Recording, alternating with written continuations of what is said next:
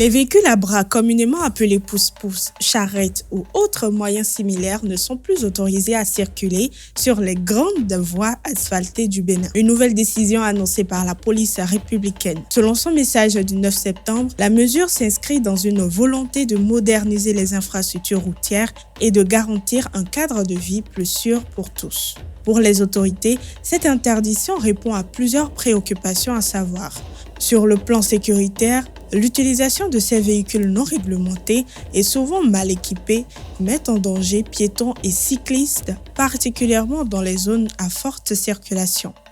Sur le plan de la mobilité, leur présence ralentit le trafic, génère des embouteillages et perturbe l'efficacité des transports. Enfin, certains de ces engins employés pour transporter marchandises ou déchets contribuent à la dégradation de l'hygiène publique.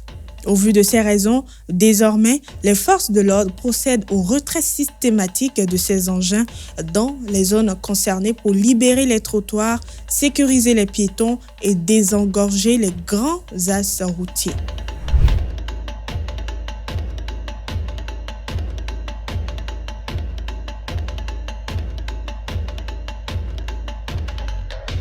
Mais sur le terrain, notamment au marché de Gros d'Antokwa, où la plupart des conducteurs prennent des parts, certains usagers expriment leurs inquiétudes.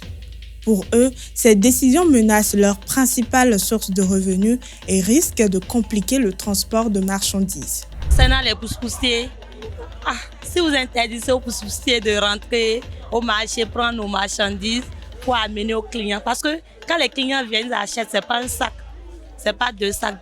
Tantôt, d'autres prennent 10 sacs comme ça.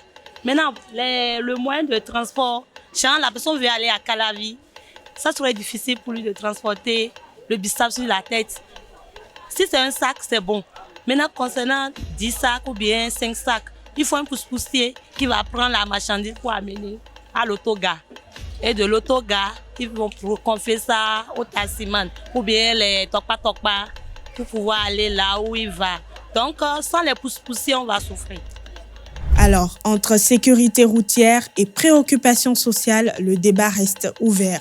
La police appelle toutefois la population à accompagner ce qu'elle qualifie de mesures salutaires pour la modernisation des villes. Mais ce n'est pas seulement les pousse-poussiers qui bloquent le passage. Il y a les dames du marché qui bloquent le passage. Par exemple, à Souffla d'Auto, si vous allez, il y a les gens qui ont exposé les marchandises jusqu'au bord du voie. Si vous arrivez au moins au niveau de Souffla d'Auto, bien dans le marché comme ça, regardez comment les gens sont. Les pousse-poussiers, moi, je vois qu'ils n'ont rien à voir avec les go-slow et autres.